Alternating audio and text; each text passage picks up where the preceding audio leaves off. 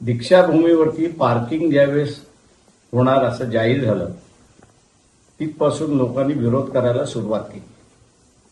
लोकांचा विरोध लक्षात घेता ट्रस्टीनी हे कामकाज केलं नको पाहिजे होतं, पण विरोध करूनही त्यांनी बांधकाम सुरुवात केलंय. आज आपल्याला असं दिसतंय की नागपूरमध्ये मोठ्या प्रमाणात दीक्षाभूमीवरती आंदोलन चाललेलं आहे आणि ते कामकाज थांबवण्याचा भाग चाललेला आहे.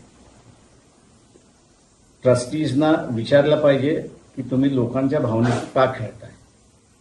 दीक्षाभूमी ही शासनाने दीक्षा घेतली म्हणून तिथे एक स्मारक उभं राहावं असं त्या ठिकाणचं आहे.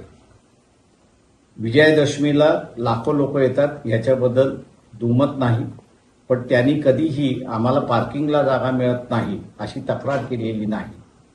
त्याच्यामुळे हे कमर्शियलायझेशन जे चाललेलं आहे दीक्षाभूमीचं हे थांबवण्याचा भाग नागपूरची जनता करते. ट्रस्टीजना आम्ही असं आवाहन करतोय की तुम्ही हे थांबवा. पार्किंगची काहीही गरज नाही. आपण थांबवलं नाही तर लोक आपल्या विरोधात जातील एवढं फक्त त्यांनी लक्षात घ्यावं. वंचित बहुजन आघाडी हे आंदोलन करण्याच्या पाठीमागे आहे.